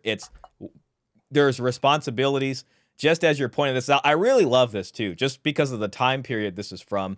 And what's so interesting about this to me is that we have discussions from ancient Athens, you know, 2300 BC. So you're looking at 1260. But if you go back over 1,000 years, almost 2,000 years to ancient Athens, you see these same discussions where a woman had this veto power. If her husband was doing something that was, you know, of deleterious or not in their interests, she can go and have her dowry taken away and out of the possession, out of the man would not have control over or management of it anymore. And this was their right. This is what gave them the justification, the station of wife, and whatever, you know, there is something that was vested in them that they come with that gives them some voice in the marriage, basically, and some protections there. And I love how this points out, the first one you showed us points out the responsibilities of the husband. And it's interesting because the first thing I thought about is tradcons, and tradcons will be quick to point out those responsibilities of the husband, but there's no mention of the dowry, the fruits of the dowry anywhere, even though, you know, all these places in history that you look for thousands of years, you see that, yet it's somehow missing from the tradcon speak out here, but they just remember that other part.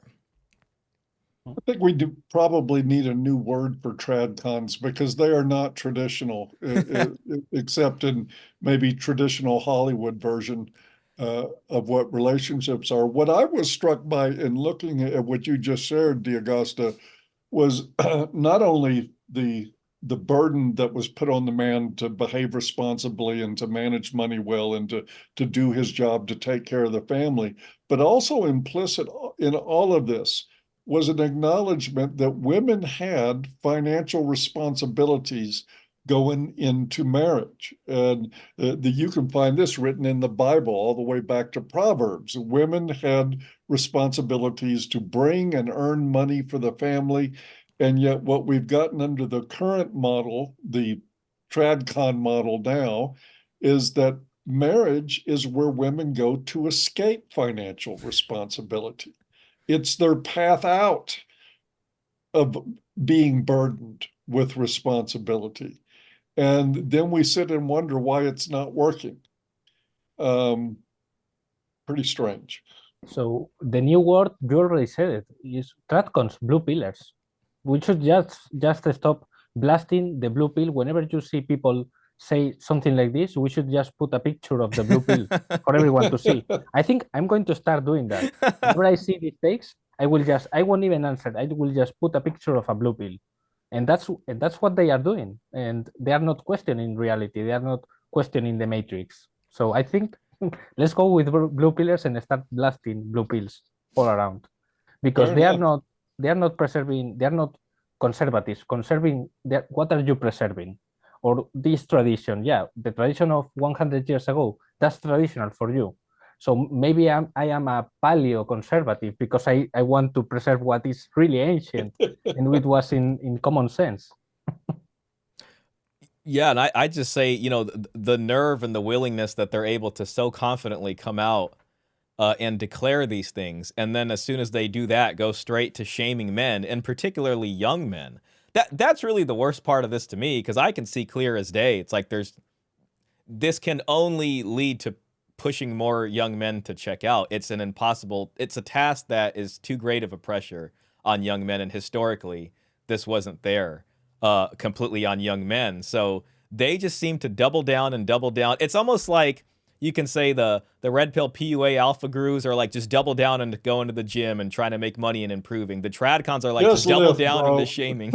Just keep and it just keep shaming them to try harder. It's ironically the same thing. So So the question is, can you lift her as well? Can you lift the house? You can lift weights, but can you lift her? Can you lift a false allegation? Can you lift that, bro?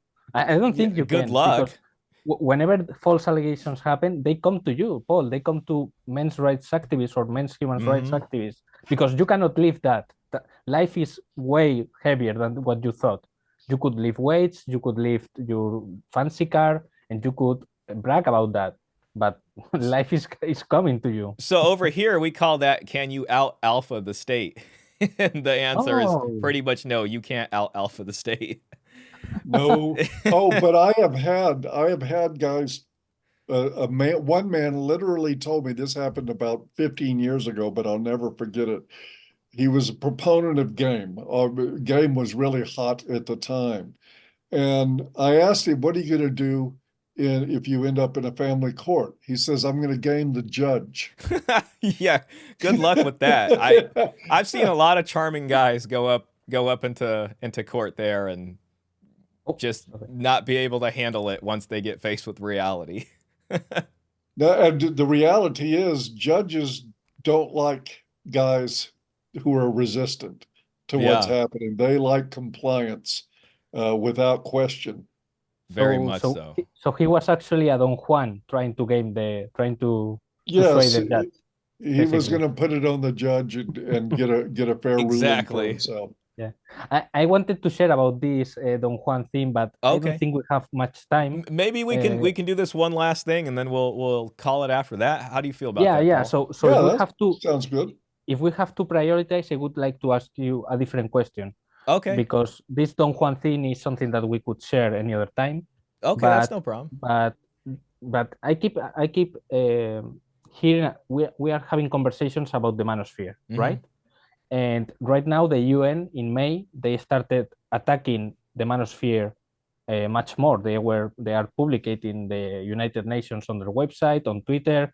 They are basically attacking us by putting bad elements into the manosphere and then pretending these are the leaders, and this is like a Agent fallacy to attack. provocateurs or Yeah, it's something like like a that. fallacy by Yeah. association. Like they Yeah. are painting a bad picture on all the manosphere because they put whatever they want there.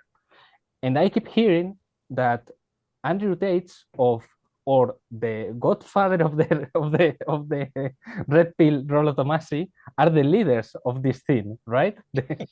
The godfather, of course.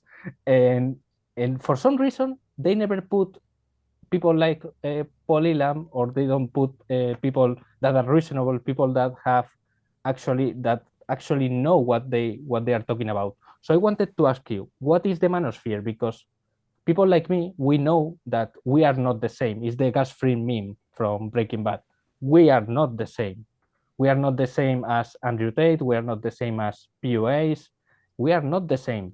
But do we even share any goals and objectives and analysis of reality with them to be lumped together in a category with them?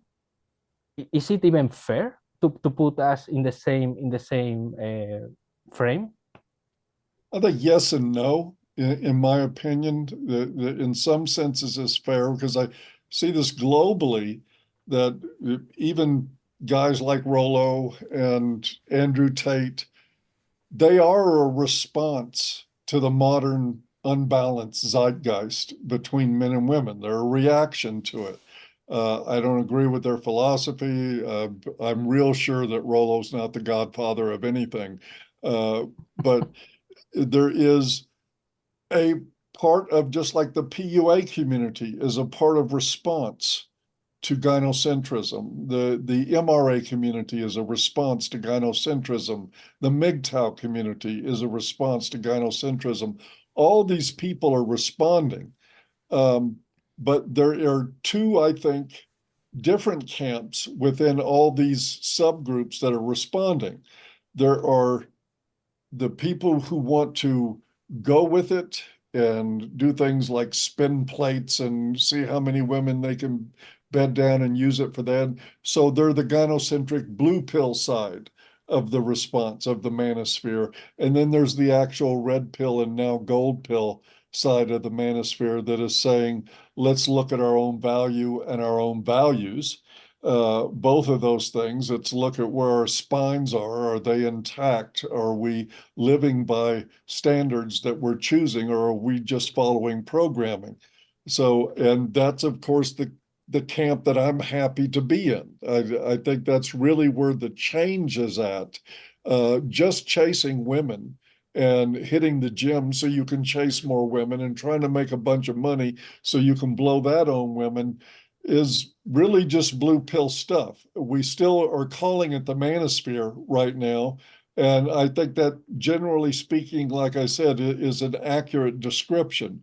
But the manosphere is two different camps of men, one who are going with gynocentrism and the other that are going with individuality and their own path in life. Um, I wish there was a way to divide them, because the UN Women is not going to divide these camps. UN Women will take guys like Andrew Tate and say, that's all of us. And that's what they want to do. They did that. I forget which publication it was. It doesn't matter. A leftist rag did with Elliot Rodger when he went on his shooting spree. This is the men's rights movement, even though he was never a part of a men's rights group ever. I mean, the research was done. He was in hate PUA or PUA hate group, but this is just another one of their tactics to paint us all with the same brush. So maybe because this is, so there are two groups, right, inside, and one is pulling in a complete direction, in a direction, and the other is on the opposite direction. This is like if we had in the 1800s two groups like socialists and liberals pushing in opposite directions, and we are saying this is the economic sphere. They are not the same. They shouldn't be put in the same category because they are reacting. They were the socialists and the liberals were reacting to the economic situation, but they were going in completely opposite directions. So it doesn't make sense to put. I mean, they are reacting to it, so we can put them together.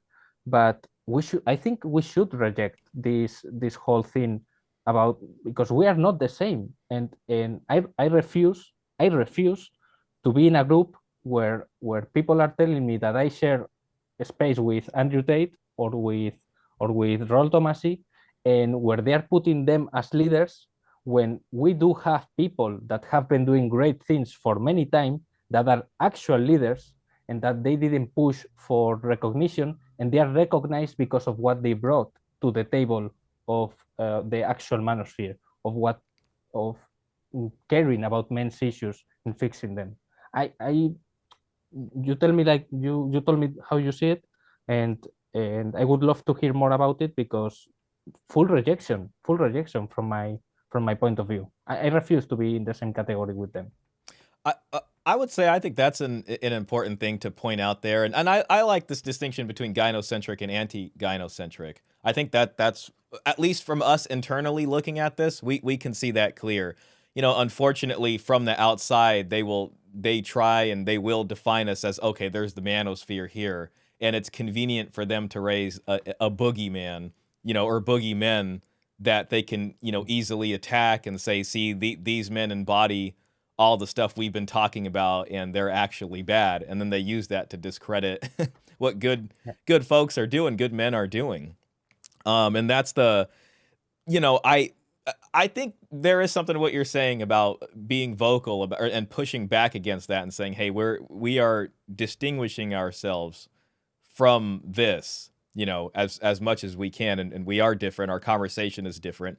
And if you look at Andrew Tate's Twitter right now, just a week or two ago, he put, get rich and move is the only answer or whatever, and it just, of course it's something like that. And it's like, if the high value of quote unquote high value guys has to get rich and move and he can't alpha the state, you know what I mean? Nobody's going to be able to. And, there was always these discussion and these spaces of enjoy the decline. Paul kind of touched on it, just, chase tail as much as you can. It's all going down. But then there is this anti-gynocentric push, which is both individual and in some senses collective when it comes to men's rights, that it's not about running away to somewhere else. It's about focusing on this and trying to craft a solution or find a way to kind of see through the sort of gynocentrism and create something that pushes back against that. Yeah. I've always looked at it, I remember I loved comics when I was a kid, 12, 13 years old. I had stacks and stacks of it. And on the back of most of those comics rather, were these little ads that would show a cartoon of a guy on a beach getting sand kicked in his face by the muscled up jock. And if you could send your $2 in, they would send you a program to show you how to become the muscled up jock that does the kicking on the beach. To me, that's Rollo and Andrew Tate. This is sort of the package they're selling. It's more fitting for the back of a comic book than it is for serious intellectual consideration. Can I share two last pictures really fast? Because Sure. One is about Andrew Tate, and it's a tweet of him. And we are supposed to believe this is the misogynist, the biggest misogynist, and this makes us misogynists. Women are the most precious things on the planet and should be protected at all costs. Spoken like a true gynocentrist. Yeah, that should come with a barfing emoticon. I'm sorry. Yeah, so we are supposed to believe that this is the bad guy and this is the misogynist and this is the leader of the manosphere. Come on, it's absolutely crazy. And they are doing the same that they were doing with what we talked about earlier. They are calling what they benefits them, they are calling it discrimination. They are calling that hate, because this guy is actually putting men in the position of serving women, and they are calling him a misogynist by cherry picking on what he says.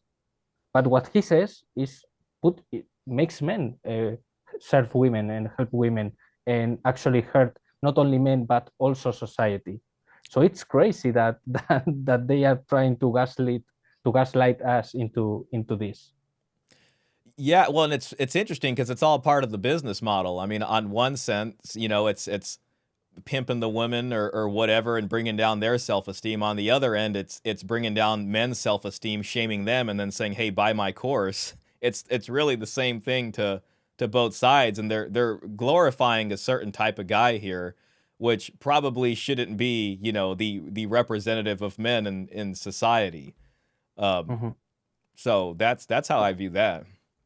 Yeah, and I don't know if Paul, you said you didn't have much time. Can we have 5 minutes to talk the last thing? Yeah, sure. Yeah, we're good. We got 10 minutes left. So yeah, this is an image. I couldn't put his name on it, but this is something that a guy, a MGTOW in Spain, made that I wanted to share with you. It's about the Manosphere. Even I just made a quick translation, and this is how he saw it, and I think it could be relevant for the gold pill. So let me share. Yeah. Okay, so this is it. This is a very analytical guy. His name is Karabe MGTOW, which would translate as Face B MGTOW, and he's a really great mind. The way he analyzes things is very interesting. So this would be how he understands the Manosphere, and he's starting with the blue pill on the top, right? And that's the base state where people are in the blue pill, in the matrix. So once you start going down, you have a transition state when things happen to you. and or you learn about ideas, you start getting a little bit of red pill, and you can reject that and go to the right, and you are in and you are now in a intermediate state. Sorry. Mhm. So that would be somebody that is in between the red pill and the blue pill. Some people, when they reject that, they call it the purple pill when they are I've seen the sick. purple pill Yeah, when they debates are sick before. with it, so it's a Yeah. purple pill. When you accept the red pill, the the the the things that you are learning about the red pill, you get to a partial knowledge state in the middle, and that's where the POAs are, because they know a little bit about the matrix, they know about a little bit about reality, and they are in this middle state. They would be in this middle state, and that's why they are looking for short-term solutions, and they don't see the big picture, and they don't see gynocentrism. And from there, you could go to the comprehensive knowledge state of the red pill, like a full knowledge, and you would have two options to go men's human rights activists, we could write here to the right, or you could go MGTOW, they say 3.0 because they evolved their ideas, and that's why they are putting a 3.0 there. So basically, this would be what you put into the manosphere, and you say that POAs are there, but they are there not knowing what they are doing because they don't really have the full red pill, the actual red pill. So I wanted to ask you, what do you think about this, and if there is something to learn here for the gold pill? I like it. I would even consider suggesting that these two paths, the MRA and MGTOW 3.0, coming out of that also bifurcate each one into either the gold pill or the black pill. Um, I think that's where a lot of guys are going to end up, even the MGTOW guys. I mean, I get MGTOW. I'm very supportive of it, and I think it's especially essential given that we need a marriage strike. But most of those guys are going to choose to pair bond at some point or another. There's no we are wired for that. There may be a small percentage of the population that would be happy living in a cave by themselves for the rest of their lives, but most men are going to pair bond with women. Even the guys that call themselves MGTOW are going to do that. Um, and those guys that end up pair bonding, depending on where they go in that bifurcated uh, trajectory, are going to end up in gold pill or black pill, one of the two. Same Yeah, thing for the MRAs. yeah, he actually has. I can show you really fast without going into it, but he actually has a really comprehensive, Ah, and we're even working on. He told me about working on a more complete, but we didn't think about what you just said. We didn't think about that, and the thing is that what happened with the red pill, at least in Spain, in the manosphere in Spain, is that somebody took the name and he said, "Hey, now this is the red pill podcast." And guess what? He's a tradcon, Oh and wow. he took his partial knowledge. He took his partial knowledge that leads you to gynocentrism, and now this is the red pill. Yeah, And I wonder if there is a if when the gold pill starts popularizing, there is a risk that somebody will take a partial knowledge of the gold pill and try to claim that it's their own, and try to claim that this is the gold pill now. This is to y- make it its own brand, you know? that's always the risk. You know, there's always this risk of hijacking, and kind of what you see in your chart here is they start to reject a blue pill style gynocentrism, but then they don't understand that there's another gynocentrism they're trading it for. And when it comes to, you know, this is one thing, like when I spoke with Peter Wright, when the gold pill stuff was especially starting, we decided to get a very short definition, which is on his website, gynocentrism.com. But we did the short definition just to give it some base substance, you know, very early on. And the thing is, you know, the gold pill is in this kind of seminal stage, you can say, where it's still growing and we're still trying to understand it. In that is always this risk of hijacking. And I think there's going to be people that do that. And I've been keeping my eye out to kind of see what's going on the one hand, I do really like watching the different petri dishes of people discussing stuff, Yeah, and I think exactly. that's the most exciting. I don't want to worry about hijacking or anything like that, because at the end of the day, I think the people who are doing good stuff is going to outweigh the folks who are trying to capitalize this or make money or whatever.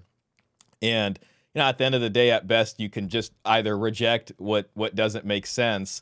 But that's where putting that short definition out there was something that I think at least grounded it to something, but still left enough room open to be able to think about these things and have more creative ideas. But there's been a lot of hijackings, I think, in the manosphere. The tradcons themselves have essentially tried to hijack the red pill and get them under their, that was prior to the last election, even like late 2023, that's what they were doing. You can say, maybe even the PUAs hijacked it at one point or something like that. And that is always an issue that you got to watch out for. Paul, what do you think? Well, I think that one thing we shouldn't forget is that purple pill is better than blue pill. An incomplete red pill is, I think, better. At least it opens a door for men to start reconsidering the zeitgeist. It allows them the intellectual room to reconsider their lives and how they're approaching it. And I mean, I've talked to lots of guys who came through the PUA camp to end up MGTOW or MRA. That happens a lot. So it's like, fine, co-opt it. Nobody owns any of this thinking.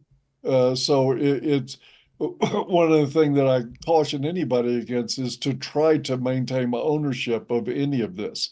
Men are going to do what they're going to do. They're going to be in different camps. There's going to be, like Shah just said, a lot of different petri dishes. We're going to see what grows in all of them, and I find them all interesting. If it leads men away from blue pill thinking, it's a net positive for men overall, I think, and a net positive for society. Yeah, so that's why you are not so eager to reject PUAs from the manosphere, because they do add value. Yeah, Sure they do. I've Yeah. been told. Yeah, and I think. So Oh, I'm sorry. I was gonna say, I think if we saw, somebody like, let's say, with the gold pill, and they're saying something that's just wildly out of, we would then reject that and say, yeah, this doesn't jibe with what we're doing over here. They're free to do what they want, but, I think I get that you are patient, Paul, that you are older than us and you have the patience to think they are moving away from the blue pill. So if you give them time, they will get better, and you shouldn't be so fast to put them down just because they are in that state, right? So you have the patience and I agree. the experience. Yeah, I think that's a good way to describe So, it. I got an idea in Spain that I think I'm going to do. A friend of mine is doing it, which is I expect someone to make a gold pill channel or social media. And I thought, you know what? What if I do that, but I don't use it for myself, and I use that YouTube channel or whatever it is to not monetize it and offer this to people in the Spanish manosphere to put their content. I got that idea. So everyone can donate their content to this channel that won't be having an aggressive marketing. Nobody will monetize it. Nobody will control it. And so we can actually counter the temptation of some people to make a gold pill podcast, to make a Spanish gold pill. So if we actually, as a group, uh, take that and we donate content to it, it could be a way that it remains. I don't know, that nobody does what they are doing with the red pill.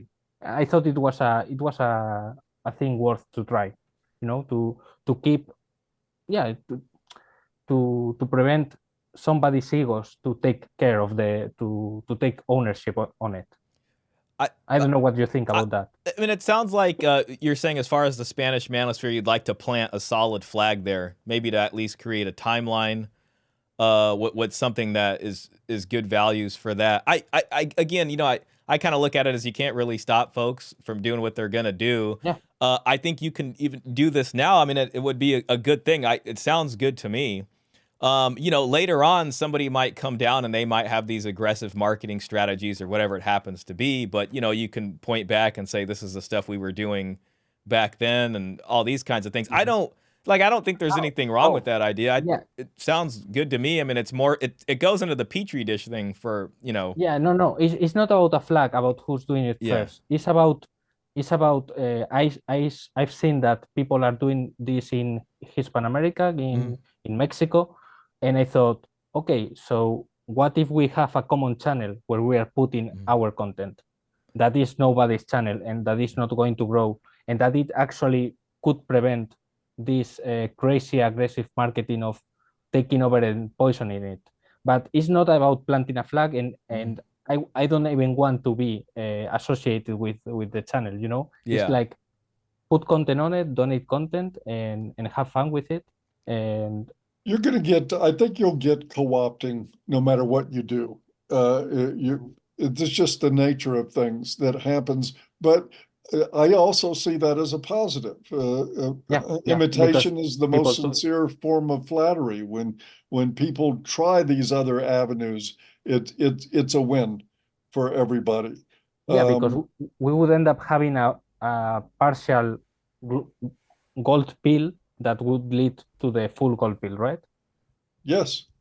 Uh, I think so. I mean, we're Mhm. talking about multi-generational change here for most of this stuff to really start realizing in the culture itself. So anything we do, you never know what's going to happen. It's more organic than Yeah. anything. It's Yeah, not going to be Yeah. pre-planned by yeah, anybody. yeah, no, yeah. Yeah. Of course, this was a little bit about giving like um, it was more. It was, but I presented that way. So yeah, Yeah. maybe it is in my mind about preventing co-opting. But I was thinking also that with this mindset, people, uh, the people that are taking the gold pill now in the Manosphere or in the Anglosphere, they would it would help to have this mindset of let's not put a lot of our ego this early on this idea. Let's not try to take it. And this initiative could be seen as yeah, let's do it in a non-egotistical way, in a non-proprietary way. That was my thinking there. Yeah, I mean, and I can second that. I mean, I myself, I try not to. Maybe you can say I'm naive in some ways, but I try to look at this with, you know, Paul used the word organic, and I try not to think about monetization or anything because what I don't care to see is maybe some other guru selling this as a brand or something like that. That's nothing I'm concerned with, and I'm very much concerned with just, you know, continuing to excavate and dig things out and see things naturally grow. So you know, I agree with this idea of staying away from the ego and all that. But I also, I guess, would say is like I almost want to tell you, don't even pressure yourself about any of that stuff. Right. Mhm. That's Yeah, that's literally the stance I've taken. You know, you might say, oh, I'm not thinking about it enough, but you know, I've gotten to this point by just my curiosity taking me there and just following after on the trail and seeing where it leads. There's going to be opportunists out there, but you know, we'll yeah, swat them away like flies when the time comes, and that's yeah. that. It's For like what you it's said. worth, I think that attitude has the most promise for cultural impact by far than anything anybody's going to repackage and sell. Hmm. Yeah, Yeah. yeah. Like letting go, we are going to be dead in 100 years, and the idea will be still growing over there. Yeah. So yeah, I think that's good. I mean, Paul, how are you feeling? The Augusta, we're just over 2 hours now, so maybe we could put Yeah, a cap I've on got it. to press on with my day. I wish I had more time, but I'm a little bit limited today. Okay, well, folks, thanks for joining us. This was a fantastic discussion. I really enjoyed this, De Augusta. Yeah, Paul, me you know, maybe too. we can speak with them again sometime. That'd be great. Yeah, and while we're here, give a shout out to Daniel Martinez. He's a man I've known for quite a few years. He's a linguist Yeah, uh, Martin. um, lives in South America. Uh, great guy. He's been involved in advocating for men for a very long time now. I think he and Augusta should connect in some Yeah, way. yeah. You just gave me a name. I just wrote it down, and I'm Uh, going to find him right away. I'll message you with his Twitter account. Perfect, perfect. Yeah, yeah. Peter Wright gave me also the name of another Mexican guy, and yeah, let's get together and start doing things. Yeah. Great. Great. I like that. So, all right. Well, take it easy, folks. All right. Have a good one, folks. We'll catch you on the next round. Yeah. Bye bye.